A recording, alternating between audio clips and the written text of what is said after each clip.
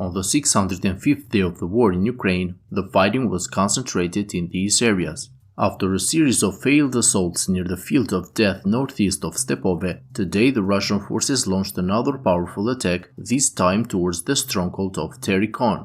From the footage published by the Ukrainian 110th Mechanized Brigade, we can see that this time Russians likely attacked from three directions using three powerful armored units. The first armored convoy, consisting of more than 13 tanks and armored vehicles, was seen moving in the direction of Vesele, a village only 3 kilometers north of Avdiivka. This unit likely attacked and suppressed the right flank of the Ukrainian stronghold.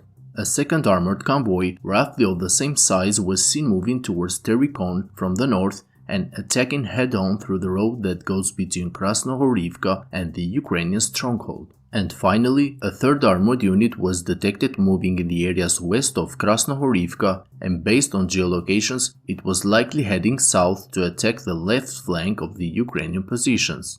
Some Russian sources claim that thanks to this powerful attack, Russians managed to establish control over the Terrikon. However, so far the Russian sources have not published any solid evidence to confirm their claims. From the footage shared by the Ukrainian forces, it seems that even during this attack, Russian forces suffered heavy losses in equipment and manpower. Only on the small field of less than 2 square kilometers west of Krasnohorivka, so far Russians have lost up to 16 BTR armored personnel carriers, 15 BMP infantry fighting vehicles, 7 tanks, 1 MRAP, 1 UR-77 demining equipment, and 2 MTLB armored fighting vehicles. The real numbers are even higher, considering that the Ukrainian sources are still counting the losses that Russians suffered during today's attacks.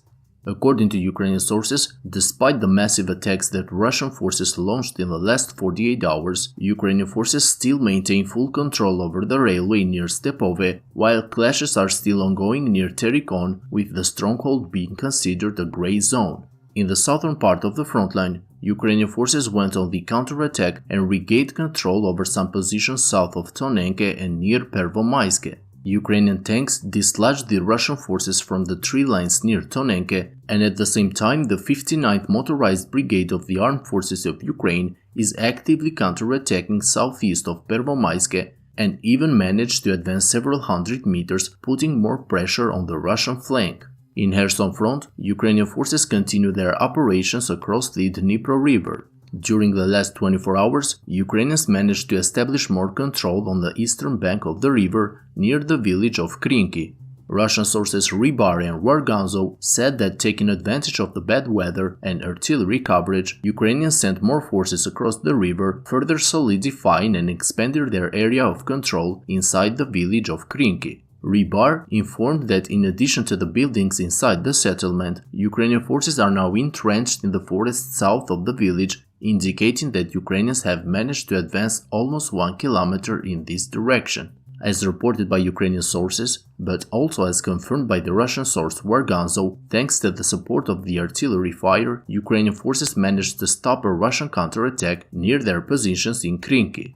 On Bakhmut front, during the last 48 hours, the Ukrainian forces made important advances north and east of Klishchiivka. After the long and difficult battles on the fortifications along the railway, Ukrainian forces managed to entirely clear the tunnels and dugout positions north of Klishchiivka, thus making another important step in securing the control over the strategic areas south of Bakhmut. Ukrainian source Deep State Map confirmed the advance of the Ukrainian soldiers in this direction and also reported over another slight advance east of Klishchiivka, where battles are now taking place east of the railway, with the Ukrainian soldiers having some tactical success in this direction.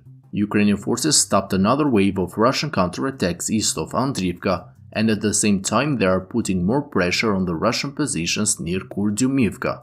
According to the latest reports from the Ukrainian sources, Ukrainian soldiers managed to clear the forest belts north of Kurdyumivka, approaching the outskirts of the town. At the same time, heavy clashes are reported taking place west of Kurdyumivka, with Ukrainians forcing the Russian army to engage more reserves to defend the settlement in order to buy more time to reinforce their next line of defense. According to Ukrainian sources, Russians are already working to reinforce their defensive lines in the Condemn-Zaporizhzhia segment.